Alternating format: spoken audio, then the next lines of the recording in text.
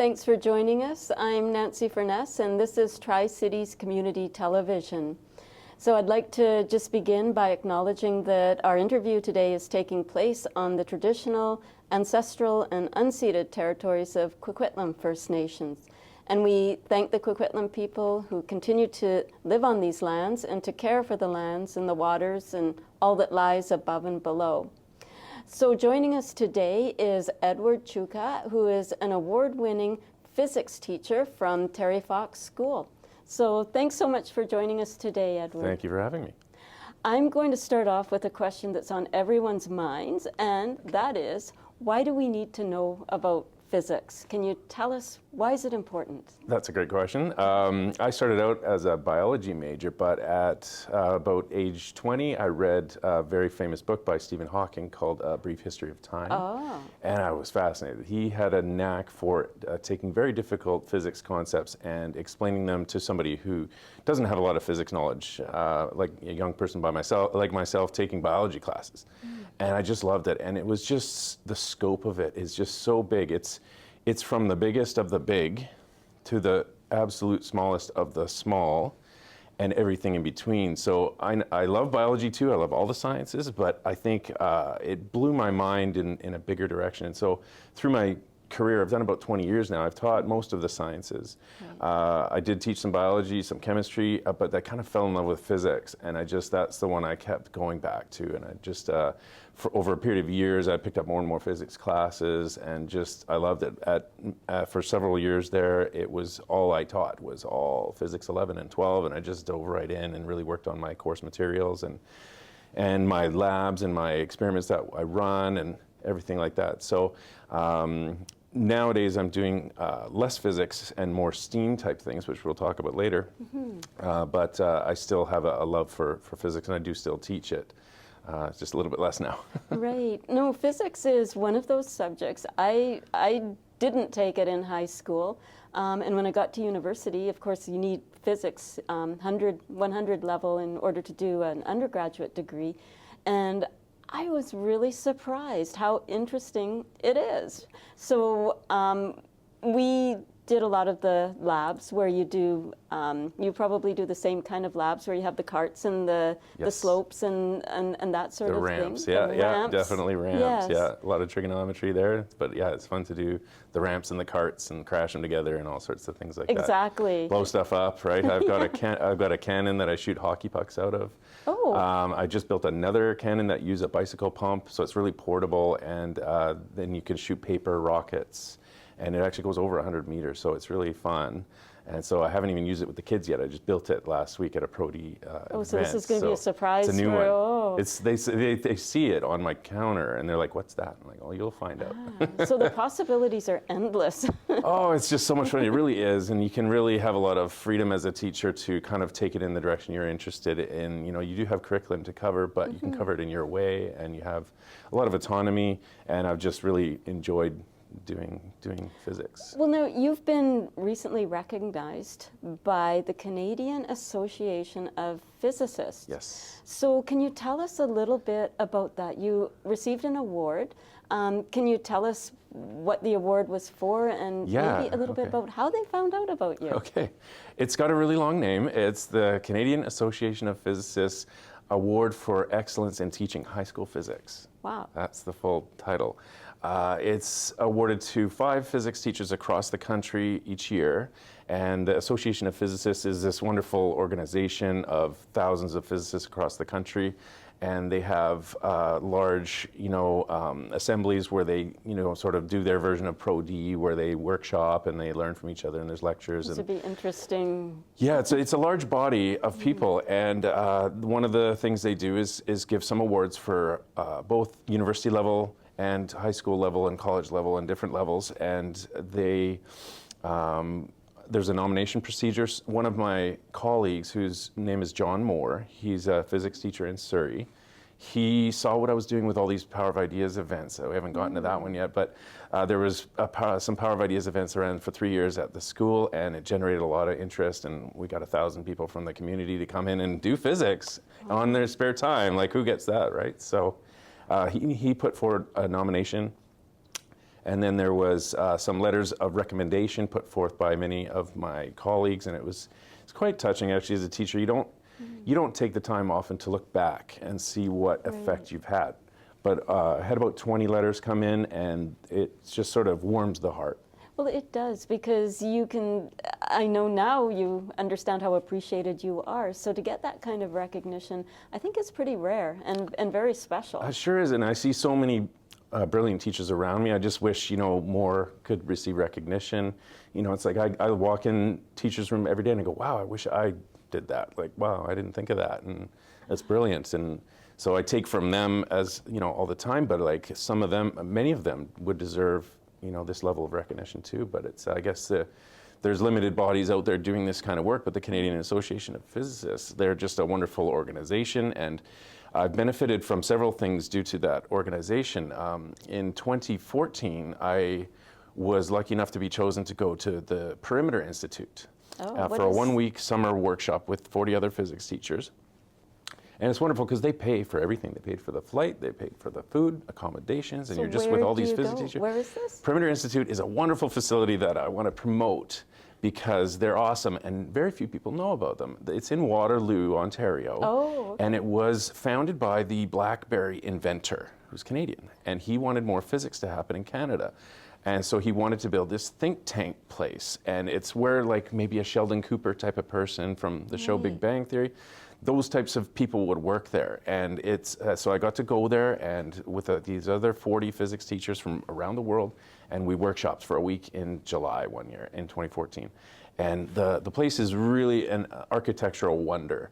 The BlackBerry inventor gave $100 million to start the building off, and he asked the physicists first, what do you want in your building? Well, that's unusual to be asked Sure first is. Yes. what you want. So right? they got ahead in design. Yeah. It's got wonderful water features. It's got just really interesting geometry, and all the walls are blackboards, so you can write. So whenever, and there's a free coffee station, and so physicists can get together in the hallway and have their coffee and start writing on the walls. What do you Everybody's write? invited Formulas? to. Yeah, you get your ideas going, and everybody just writes on all the walls, and then every night the janitors clean it. So they told us if you want to write on it, which we did probably every day, you have to take a picture of it because they're going to clean it, and they start fresh the next day. Every day. Yeah. Oh, interesting. I've never heard of that. It's a wonderful facility. Yes. I had a BlackBerry for years working for the federal government. So, yes. I didn't realize about all this other. So that experience interesting things changed going on. how I teach. It's much less of a prescription now for me. Like probably when you went to school, it was like when you did a lab, it had 50 steps to follow, and you just kind of robotically follow through. Recipe. I've kind of chucked away a lot of that, and I have lots of blank open spaces on my lab sheets where they have to create the data table themselves. And then there's maybe a graph space, and there's a lot more open space on my labs than there used to be. And it brings up really interesting conversations. And at first, students don't know what the heck to do to make a data table, but Right. you teach them, But and you this is kind of learn what you pretty need. quick. And then they see how they want to build it as maybe inefficient or something. Oh, you could have this column over here, and you could do this, and oh, that's interesting. So the whole process of doing an experiment, collecting the data, making your own data table, making your own graphs, finding the slope of something, and then the relationship between speed and time or whatever the case may be. And I just enjoy that much more than just running through the procedures. Back before that experience at Perimeter Institute, I would have students ask me, I'm stuck on step 7. Can you help me with Right. step 7? And I explain step 7. So you The get next them to one, step I'm 8. stuck on step 7 too. Okay, all right. So like now there's no steps in them anymore. But Right. they still get stuck, but that's what I'm there for. And then I'll start on the whiteboard and I'll show this is how I would have made the data table. And they go, oh. And then for the next one, they start to learn And how do they to. work together and learn from each other? Sure, as well? So yeah. It's almost like a problem solving. Yeah, I type love doing a lot of exercise. those in phys. So I usually groups of like 2 to 4, and one example, one of them, I tell them, hey kids, I'm going to take you outside and get you to throw up. And then they all look at me, what do you mean? Uh-oh. And then I show them my bin of tennis balls, and they're like, oh, okay, you got us. And so we just go, I'm like, the objective is to find out how fast you can throw a ball vertically. And all you need is a timer. And, there's formulas that we have that can solve that kind of thing. But I don't tell them much more than that. I'm like, okay, you're going to need a timer. You can use your phone, and then you need a tennis ball. That's it. And Go let and throw the them ball. figure it out. Yeah, Figured Which out is- there's actually yeah. probably about 3 or 4 different formulas you could actually use. Right. It depends on when you stop the clock. Like when you throw it, you start the clock, but you could stop the clock at the top, or you Right. could stop So it you at the do ground. acceleration coming down. Right, and- or you could stop it when it returns to the level at which you threw it. So, and all those have different formulas that would just go with it, and different kind of sets of data. And so I don't tell them that at the beginning, and you see what they come up with. Which is really interesting Mm-hmm. because they're not sitting at a desk writing formulas, and they're actually doing things and seeing how those formulas work. Mm-hmm. Yeah, and real seeing life, if they change, yeah. they throw it higher, they get a different Yeah, answer. for sure. No, that's awesome. And I think some of this work and these ideas you've put into Power of Ideas and a Power of Ideas event. Can you It all connects. tell us about that? Sure. That visit at Perimeter Institute was pivotal in my life. So they called me up in 2017, and it was Canada's 150th birthday. And they said, we're doing a big traveling road show across the country with big trucks, semi-trucks that they filled with physics stuff. Oh, that's like a dream come true. Totally. So they gave me like 9 or 10 months notice, and they said, would you like to be one of the hosts schools for this traveling physics exhibit? And I said, absolutely. So I was the second stop. They started in North Van, and then they came to Terry Fox, and then they kept going east for the whole year. And they did 80 stops. Wow. So they'd set it up, and they stayed for 3 days. They set up a wonderful exhibit in our gym, which was like a walk through, something you would see at maybe Science World, where you can interact with things. You can pull on ropes, you can twist this, turn that dial, see what it does. And so stuff was always spinning, and they had electric, arcs that you touch the globe. Right. And so it was very interactive. And so students could walk through the exhibit. And all of our students in the school, I believe, walked through. That was about 1,600. Like, who wouldn't want to kids. walk Yeah. through that? So all the teachers were invited to do it, and the vast majority of kids did it, often more than once, because a different teacher might also take them. So Okay. almost all the kids, I believe, did it, and some did it twice, maybe even. And then they set up in the theater with a wonderful high-tech presentation in the theater. And they also set up a 3D printing workshop in my classroom with like 6 3D printers. And so several classes got a chance to do like a 1-hour workshop and learn how to 3D print. So what kind of things were they printing? They were printing, little Canada flag kind of keychains, I think. But they had a choice to do other things as well. But that was one of the examples that some of them did, little Canada flags. So this, obviously it was brought because of you and your connection. Will it ever come back? Will we see it again? I don't think it would be called that. That only happened the 1 year, and I sort of ran with it. I just fell in love with it, and I added on a lot of extra attractions beyond the 3 that they brought. I called every science institute I could think of, and they all came. Everybody Really? came, free of charge, no problem. So Science World came, UBC, SFU, Douglas College, all our local institutions. Science Alive came is another one. Triumph, which is a particle Right. accelerator by UBC, they came with like 7 people and a bunch of games that you could play. And it was, got food trucks come, live music with our students. Many of our students got involved, and they ran parts of it for me in different rooms, like a Robot Rumble was one of the names. Right. And Sphero, I had them all alliterate. There was S and S. Super Spheros, I think it was. And there was Artist Alley, so I invited artists to come as well. There was Authors Avenue, and so any authors I could find of scientific books, they came and had a room. And so the whole school was filled. Almost every room on the ground floor was filled with presenters, and people could just come through. It started our Terry Fox Science Fair in our small gym. I invited any students of all ages from SD43 to come and compete for, I think it was like a $200 prize. And there was these little young girls that came in, and they won the prize for like an app that would recognize your trash and tell you which bin to put it in. I'm like, I Really? need that. Like the That's- green bin, the blue bin, Yeah. the black bin, the whatever bin. I mean, that's a very So it would practical auto-recognize. So application. you'd like put in a banana peel, and it would say green bin. And, so it actually sort of worked for a few things. So it was very impressive, and they won the prize. That is But very cool. I did, because it was such a hit, I continued it for 2 more years after that. And then sort of the pandemic sort of hit, and, Right, and it that ground kind of us killed all it. to a And halt. you know, that's just sort of, now I'm on this STEAM stuff, and I'm excited. We're going to have a STEAM fair this year. Can you tell us about STEAM? What Sure. is STEAM? What is STEAM? It's funny because I ask a lot of people that, and educators mostly know, but most people in the general public don't follow our acronyms. It's an acronym. It's a great acronym. It is. I love it. It started out as STEM for many years. And so STEM stands for science, technology, engineering, and math. And I'm familiar with that acronym. But Right. STEAM is new to me. So STEAM is an effort to include the arts. So those other fields, you know, they're great too. We want to kind of include arts as well in our program. What do you get by including arts?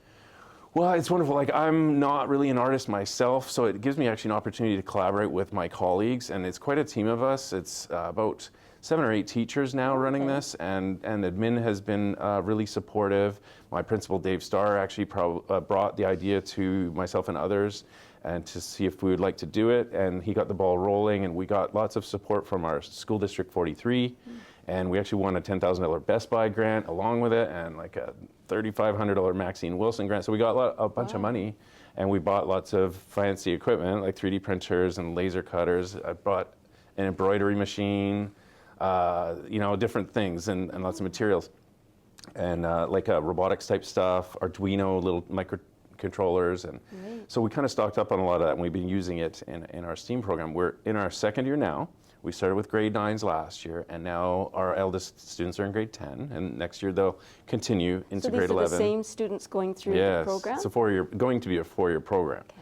So next year they're going to do a wonderful opportunity that we have at Terry Fox called the co-op program, which allows students to get some real work experience. They go out in the field, and for 3 weeks they're at a workplace, and it's a really quite a special program that we've had for a long time. What kind of workplace would they go to? The teacher is Mr. Grossi, and he tries to line them up with appropriate jobs for their interests. So it can be anything potentially, and he has a ton of contacts where he's been doing it for years, and they can, you know, try to go in a career that interests them as best as possible. He tries to match them up to an appropriate one. Okay, interesting. Now for this STEAM program, I believe that traditionally for physics and the sciences and math and things like that, it's been largely dominated by males. Ah, yes. Do you see that changing, or is that still an area that you're working on? You've really touched on something there. We're noticing it in the whole STEM and STEAM community that it's definitely majority boys that are going into these programs. Our ratio is like about 6 to 1 at the moment. Wow, maybe okay. it's a little better this year. Maybe 1 in 4 maybe are girls, and you know, we're really working on it. And we've seen this. It's everywhere. It's not just Terry Fox. It's any STEM program. We've been actively trying to sort of get girls excited about it. And so Mr. Cheng is one of the other teachers that we have at the school, and he spent a lot of time last spring calling individual families and that of girls and trying to encourage them. It was some of these girls had applied to get into honors math, and we had a bit too many for honors math. So we couldn't fill the needs of all of them anyway. You don't want to lose them if it's showing an interest. So some of them might not have gotten any honors at all, but we do honors math as well in STEAM. So he called like many families, and he got many of those girls to join our STEAM program. So our ratio is much better. That's awesome. But it took a lot of work to kind of get there. And so we are actively definitely trying to increase and try to balance that out, because some of my best students are girls for sure, and there's no reason they can't be in STEAM and be very successful. That's good to hear. Our time is, I can't believe our time is almost up. Really? But I have one question that I want to ask you, and it's about being a lifelong learner. You seem to be so passionate and so inspired by physics and teaching. What are your plans? I understand that you're not finished learning either. I want to give a shout out to my biology teacher, Mr. McVicker. Mr. Rod McVicker was my biology teacher. He's quite famous in his own right. Yes, he is. He started the Salmon Enhancement Project back in the 70s, and he was my teacher in the 90s. And I just loved his class, and he's the reason I became a biology major. And so that's how I started on that track, and which later led to physics. But he inspired me, and then I even had the chance to connect with him in my master's program. I did an environmental education master's, and he was like a consultant that helped drive the boat for us for our excursions. He's very well known locally and well respected. Yes. And I was fortunate to have him, and so he inspired me. But I've just always loved learning, I think, and so I did do my master's probably 20 years ago almost, but now with the STEAM program that has started at my school, it's a really different way of doing school. It's kind of a school within a school. Like we have 4 of the students' courses are like in STEAM, and 4 are regular. So I feel the students get the best of both worlds that way, because they're kind of in this tight cohort all year. We make it linear for STEAM, and the regular classes are semestered. So all year they get to be with the same people for half of their schedule and really get to know them. And they tend to be like-minded people interested in engineering and those kinds of things. Building relationships and friendships and beyond learning and enjoying learning. Right. And they've done it for 2 years now. They're grade 10. Like most students just sort of get shotgunned out to classes in a normal high school, and you almost never have the same class with the same person repeatedly. So you don't really get to that kind of connection, but these kids have been just for 2 years, and they really know each other like I've never seen before, and I really see their like group work and helping each other and everything like that. The collaboration level is way beyond anything I would have seen in a regular like Science 10 class. And so I feel it's worth studying. I think it's something that should be documented for future educators. What we're seeing happen in our program and the changes with these students, I feel they're much more confident, and public speaking is part of what we do. So they present, and I get them to volunteer, and it's just been really great, I think. And I would love to have really organized study of it, and proper surveys and do things all on the level, so to speak. And so I approached my master's prof, who is now going to be my PhD supervisor. So I'm going back to school. Well, I've applied. I haven't heard quite yet. It's very recent, but I had to put together a large application package. Is that UBC or It's SFU. I'm an SFU guy, so I've done everything at SFU. So he's Professor David Zamvliet, so he's going to be my professor. And also, it's going to be an independent studies kind of program, like interdisciplinary, which is perfect for what I do. Yes. And so I'm also going to be kind of in engineering with Taco Niet. So they're co-supervising. And then I also have a woman who's working in the States, Catherine Weaver. She's going to be kind of a gender equity kind of a consultant for me to help me build that close that gender gap. And so, I believe if things all go well, I'll be starting up in this summer, if it goes well. So I'm excited. Congratulations. It sounds like you've got so much on the go, and you've already made such a big impact. I'd like to thank you so much for coming in and joining us this afternoon. My pleasure. Thank you for joining us. This is Tri-Cities Community Television, and we've been speaking with Edward Csuka. Thank you. Hi, my name's Carrie Belanger. I'm the president of the Port Coquitlam Rotary Club, and I also oversee the Repair Cafe here in Port Coquitlam. We're a sustainability initiative partnership program between the Rotary Club and the city of Port Coquitlam, where a team of volunteers come together once a month to repair items, diverting them from the landfill. We also have a strong focus on sharing knowledge and teaching people how to repair things for themselves. So we're here once a month, typically the first Saturday of every month.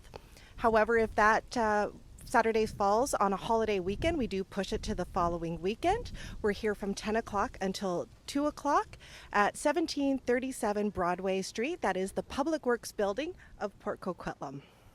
To find out more information about the Repair Cafe and our upcoming dates, you can find us on the City of Port Coquitlam's website, on Facebook, or email us at repaircafepoco@gmail.com.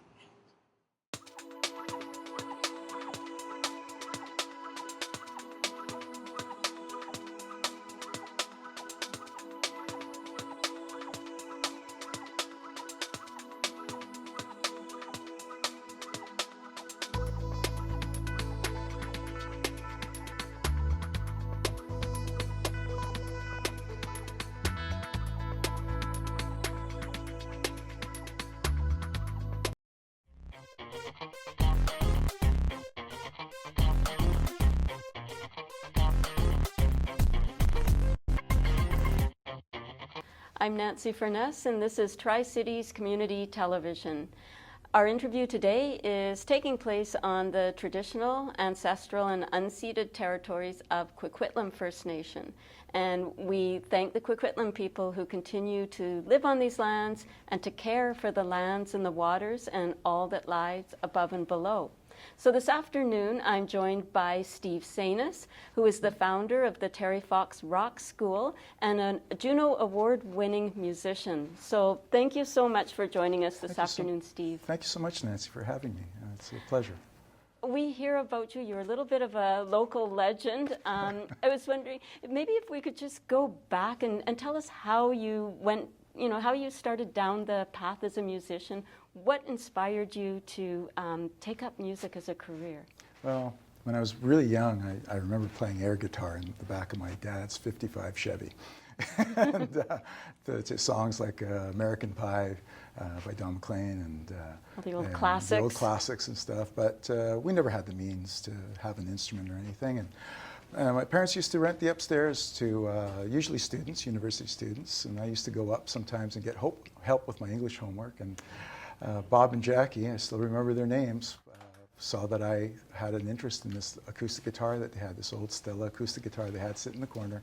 When they left, they moved out, they bequeathed the guitar to me. They left the guitar to you? They left the guitar to me. I was about 10 years old. That guitar sat in the closet for 2 or 3 years. Not until I started playing guitar in, I took a guitar class in Mr. Charles Russ's grade 8 guitar class at Kitsilano High School. And this is in Vancouver? This is in Vancouver, in Kitsilano. And Mr. Russ changed my life. He wasn't a very good guitar player. He was a fantastic piano and choral teacher. But he, like a lot of music teachers, he would teach whatever music courses he could load, and guitar was one of them. And he was a folkie. He was a 3-chord folkie, and he would teach us things like hang your head down, Tom Dooley, and Blown in the Wind, and again, some great songs. I had no idea how to even hold a guitar when I walked into his classroom, but he was so kind, so encouraging, and for a kid who didn't have a lot of self-esteem or confidence, I was pretty much a kid that kept to himself. He raised my self-esteem and confidence by just encouraging me to play. And I had the privilege to pay that forward as a music teacher later in my teaching career. That's how it all began. I just, you bring up that, I was going to ask you I will ask you to talk more about the Terry Fox Rock School, but just sort of by coincidence, yesterday, I opened up the newspaper, and there's an article about Steve Sainas, and it was a former student of yours who I believe is in Germany, and his plans got turned upside down due to COVID, and he's pursuing a career as a musician, and he refers back to the rock school and how it helped him through a really rough patch in his own life, and how it was like a community for him of support beyond learning the skills of the musical instrument, and how he still today refers back to the lessons that he learned in rock school. So can you tell us a little bit about the rock school, how you started it, why you started it, and sort of what the effect has been on some of your students? Yeah, so we're talking about Spencer Hargraves, who is now rebranding his music career under the Terry Fox, the person, who was our inspiration at Terry Fox Secondary, his namesake, and he's rebranding as Terry Maple. So Spencer or Terry Maple was in Germany for a time, trying to launch his music career there. Germany is an amazing country for music appreciation. Yes. I have a lot of friends who've gone over there. I've never had the privilege. But anyways, like many musicians, our plans were derailed by COVID, and for 18 months we put a pause on everything.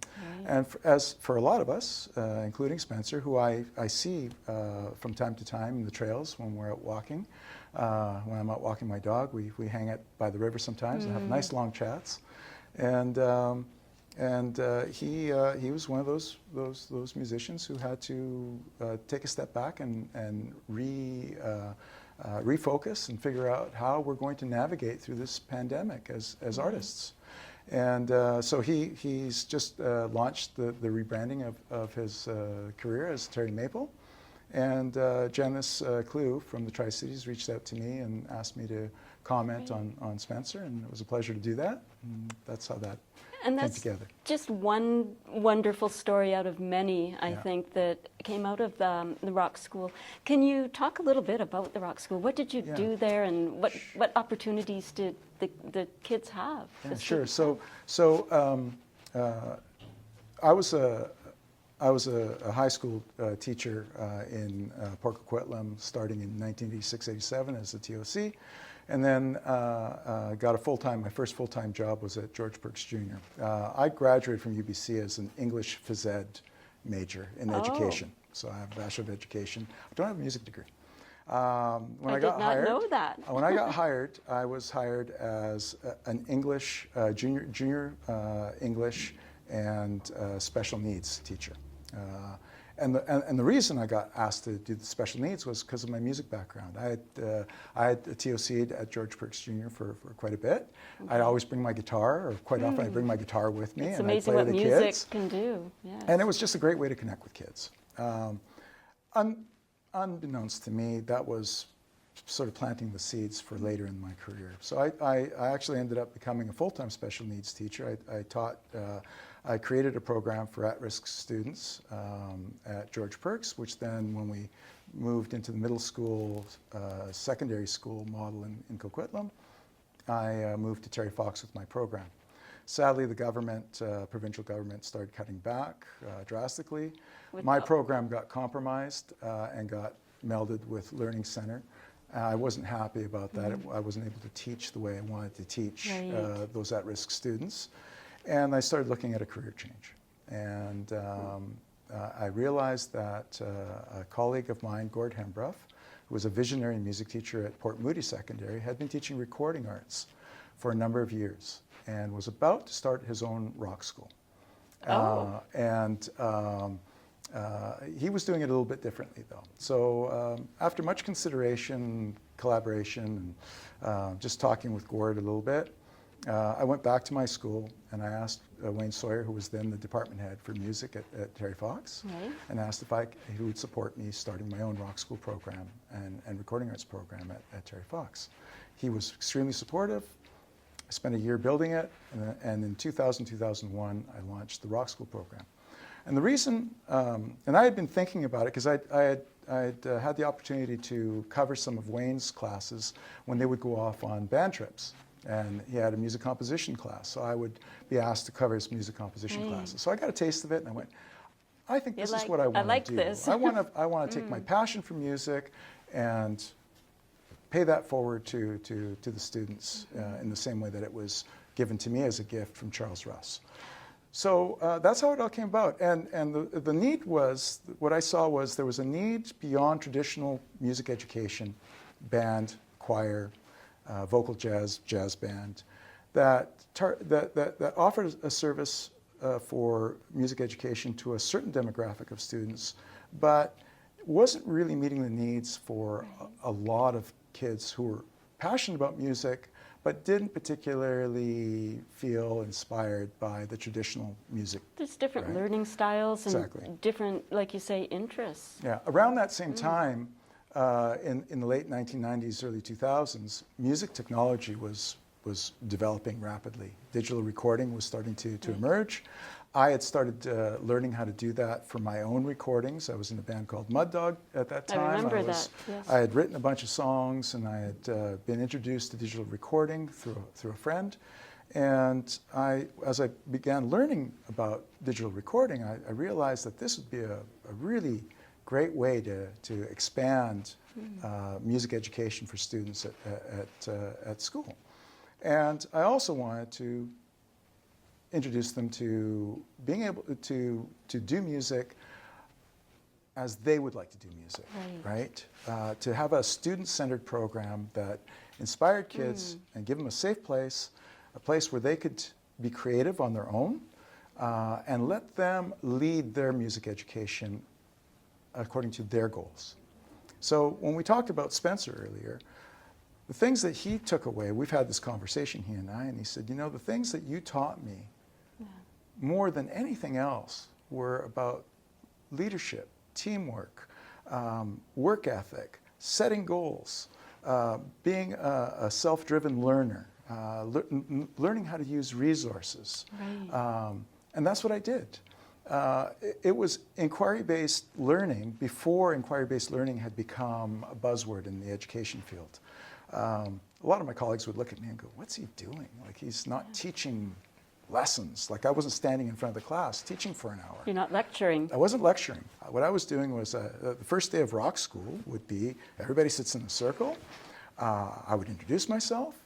I'd give the kids a sheet to kind of, a survey sheet to kind of focus them on where they were in their musical journey, you know, what they wanted to accomplish. And then each kid would stand up, introduce themselves and say, hi, you know, I'm Steve Sainas, I play guitar, I sing, I love blues, I like rock, I want to do a blues rock band, you know. Right. I would tell the students, pay attention to each student as they're introducing themselves and make a note of who you want to work with. Mm-hmm. I would then give them a few days to interact with each other. They would form bands. So there's teamwork there, Teamwork, and skills. yeah. Organizing, right? They would form their bands. Of course, there were kids that wanted to be in like 10 bands, you know, and I'd have to kind of try and, you know, pare it down. I try and keep it to 10 bands a class, but more often it was like 15, sometimes even 20 bands. You know, it was hard to say no. They'd all come up with some kind of amazing concept that they wanted to do, and they were passionate about it. And then, you know, through the semester, some of the bands, you know, wouldn't make it. Some bands would, you know, they weren't able to organize, or they stretched themselves too thin or whatever. And naturally, some bands would just atrophy, and we'd end up with the bands that were going to make it to the stage. And we'd normally have 10 to 15 bands do a Rock the Fox show. And the other thing I taught them was a business model for music. Oh, wow. Right? So they're getting such a broad range of skills out of this class. Yeah. So we would organize so that, you know, we'd share the rehearsal spaces. Now, we were really fortunate at Terry Fox. We had an amazing facility. We had 2 large rooms for live performance. We had a number of smaller rooms for individual rehearsals or smaller ensemble rehearsals. We had the computer lab annexed to it as well, which was our resource center. So we had a lot going for us. And across the hall, we had the Terry Fox Theater. Right. Which is a school theater, which turned into a bit of a controversy over the years. But I'm proud to say that through my strong advocacy and the advocacy of some of my colleagues, it's a school theater again, and students are learning in that theater, and they're the priority again. And one of the things I'm quite proud of, that we managed to do that over a 10-year battle, for lack of a better word, but it was a lot of advocating to keep that theater open to kids. And that theater was the lifeblood of the program in terms of the funding, because funding is not available for music programs quite often. Like, it's hard to get funding for music programs. Every year, you know, we have a delegation from the Music Teachers Association, goes to the school board and pleads for funding, you know, for our music programs. That's a bit precarious. So you're responsible for coming up with the funding for the Brock School? Yeah, so when I originally, so there were 3 music teachers originally at Terry Fox when I joined. They had a bit of a budget, but my budget wasn't so big, and I knew that going in. That was part of the deal. They did give me a decent amount of money to get it off the ground, but after that, I knew that I would have to come up with a way. So the model was, we're going to put a concert on. And you're going to develop the product, which is your students are going to develop it? It's their show. You're going to sell your tickets. We had tickets for $5 a ticket, and they would have to promote it. I would help them promote it, and we would try and sell it at the Terry Fox Theater. So on average, we would make a sold-out show would bring in about $1,500, $1,600 per show. As the program grew and we ended up with more classes, within 3 years it was a full-time teaching position for me, just rock school and recording arts. And we were self-funding for the most part. I mean, we would get a little bit of money. It was about $200 a year we would get to run the program. Well, you really truly mean a little bit of money. I'm talking a little bit of money. Eventually grew to 500, eventually we got about 1,000, but the majority of the funding came from the ticket sales, and we would also charge a small rental fee for the equipment, which also brought in a little bit of money. But the majority of it was self-funded through the concerts. Wow. So- I remember the excitement of the concert night, yes, going was in there amazing. and waiting for It was amazing. Yes. So I had 20 years of those amazing experiences before the pandemic hit. Our last show that I was part of was January 2020. It was an epic show. It was the year that we had the snowstorm, and one of our shows got canceled because we were snowed out. Oh, no. And we put 24 bands on the stage in a 4-hour concert. That takes a lot It of was amazing. coordination. It was amazing. Yeah. So, Wow. it was a great last Rock the Fox for me. It was amazing. And then we had 2 years of no shows. Right. And, Everything shut down.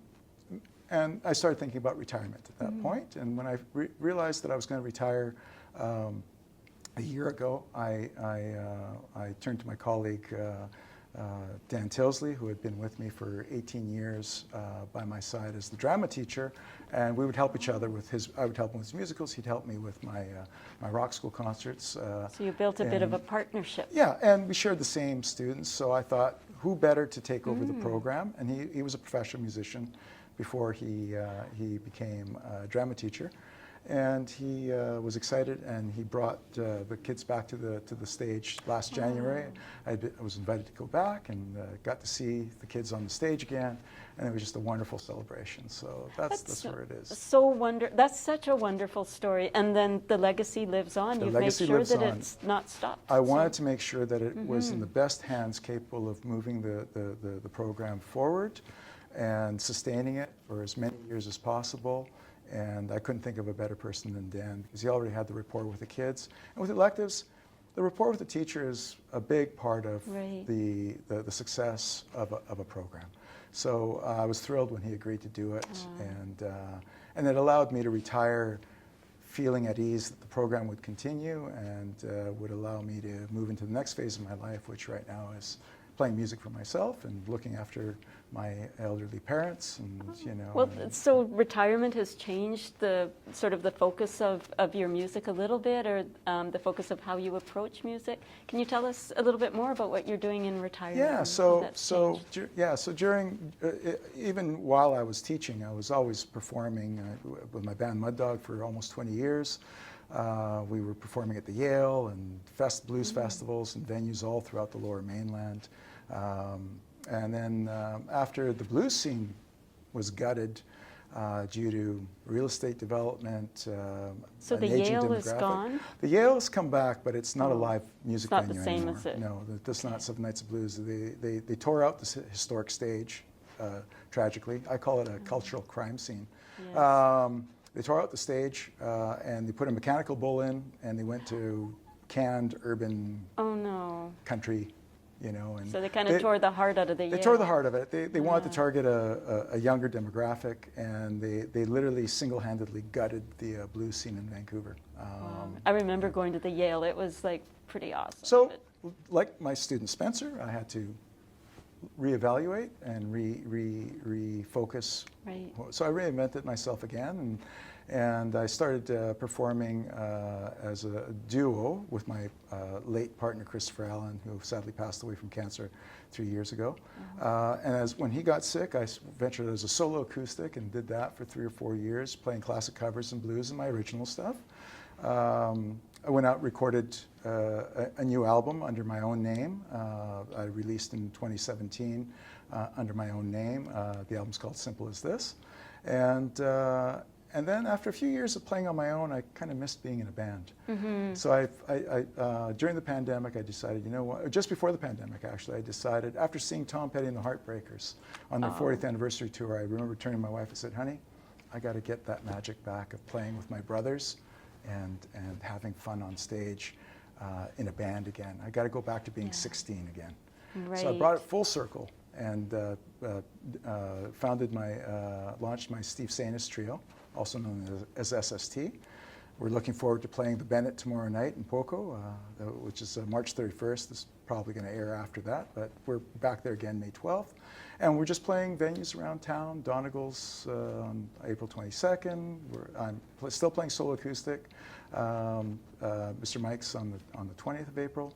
And we play at my pub regularly, the Old Frog and Nightgown in Coquitlam as well. We'll be there on the April 15th.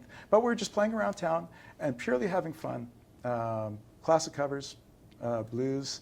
Not really focusing on original music very much anymore, other than my acoustic gigs where I bring out some original stuff. But I just decided, you know, the music industry has been so devalued, so diminished, that there's no motivation for me anymore really to chase any kind of success in the music industry.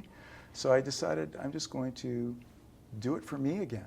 I'm just going to find that passion and fall in love with just being a musician for me. And isn't that really the goal, like the most important thing anyways? Yeah.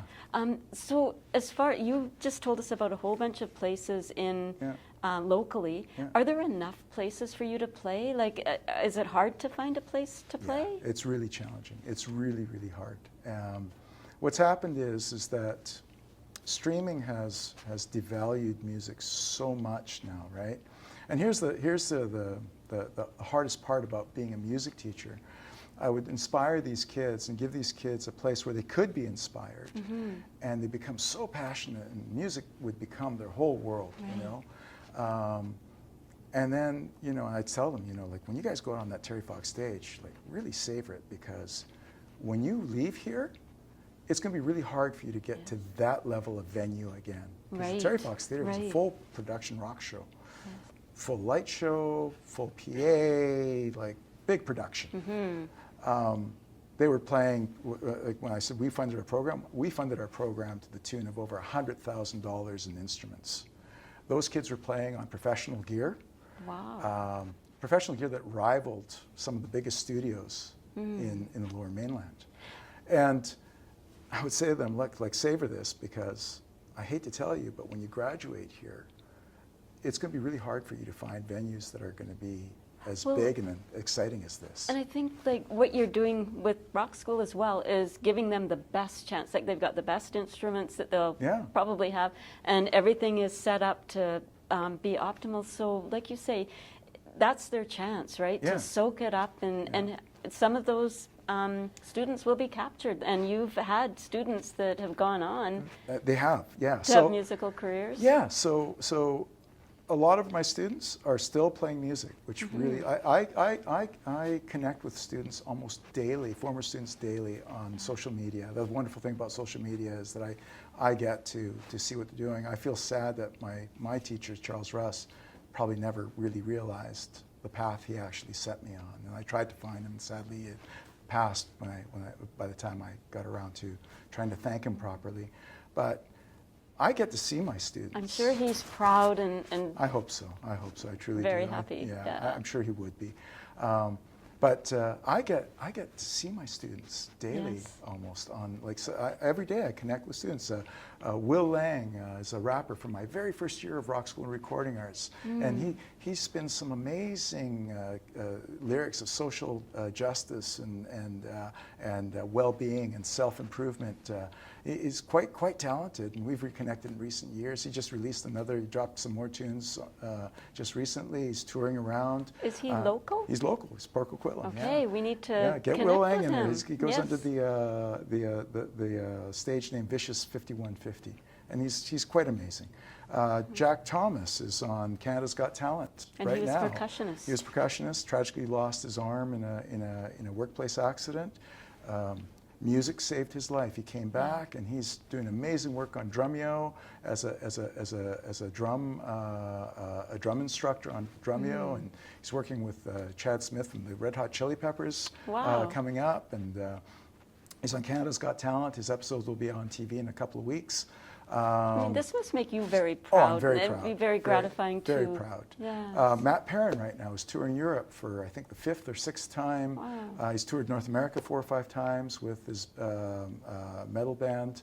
I forget brand of metal it is. Deathcore, I think it is, metal. Oh boy, it's I don't know. It's really intense metal, but he's a prolific guitar player. His band right now is Angel Maker. They're selling out shows all throughout Europe and North America. He was in a band called Threat Signal prior to that. We've stayed connected, and he's living the life of a rock star. In the 90s, he would have been on the cover of every guitar magazine. You know, he was just amazing. Alicia Monjatovic is going to be headlining the Kelowna Canada Day Festival with her band Everreal, and she's releasing music with her band regularly and touring around. Royal Oak right now, who all formed their band in my classroom, are right now as we speak in the Armory, one of the finest recording studios in the Lower Mainland. Jim Valance, I believe, and Bruce Fairburn were the founders of that studio. They're recording bed tracks for their new album right now. And there's so many students. It sounds, I'm sure there's tons more that are out there too, but Yeah. I just, you know, I really want to thank you for coming in and sharing all that. Yeah. We hear about Rock School, we Yeah. hear about Steve Sainas, but it's finally nice Yeah. to be able to hear a little bit more about the story behind it. And I think that you had very kindly agreed to share some of your music with us. Yeah, I can, absolutely.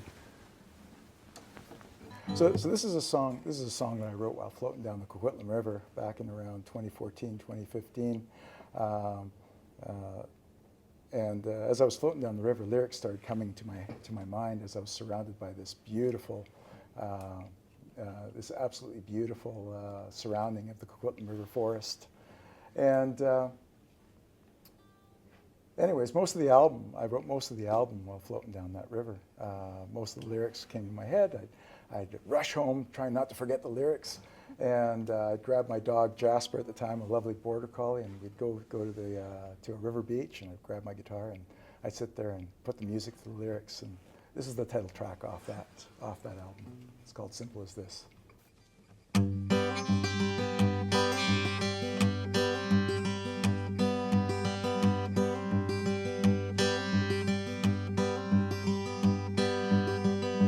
Walking down this trail with my dog up ahead.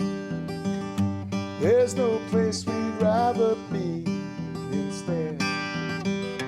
Me and young Jasper playing catch, having fun. Time stands still as we run.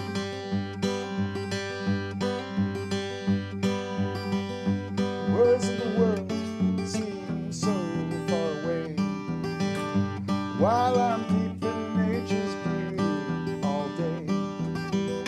Tall trees as far as the eye can see. God, it's so good to feel free.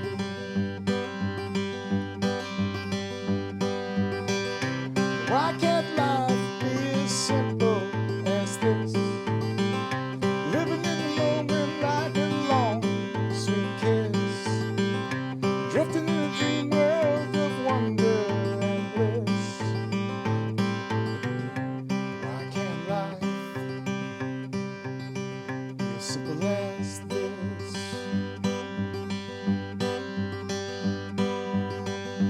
Floating down river without a care in the world, dreaming about my dear loving girl. Lazy afternoon just fading away. Wish I could live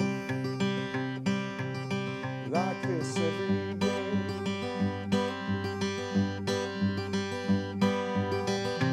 Why can't life be as simple as this? Living in the moment like a long, sweet kiss. Drifting in a dream world of wonder and bliss. Why can't life be as simple as this?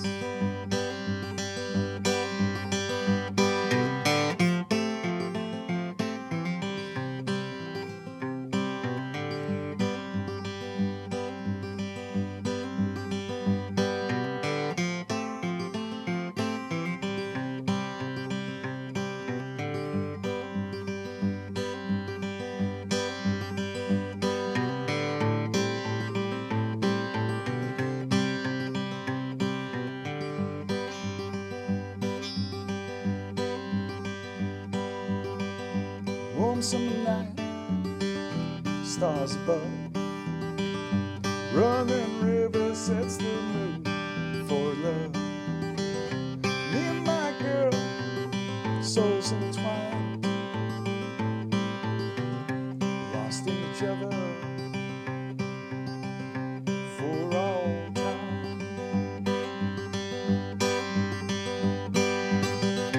Why can't life be as simple as this? Living in the moment like a long, sweet kiss, drifting in a dream world of wonder and bliss. Why can't life be as simple as this? Why can't life be as simple as this?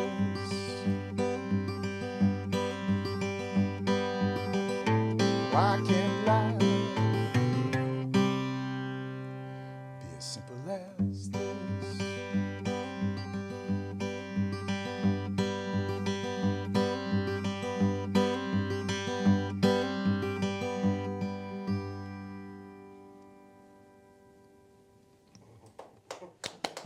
Thank you. Awesome. Thank you. Amazing. Thank you. Yes.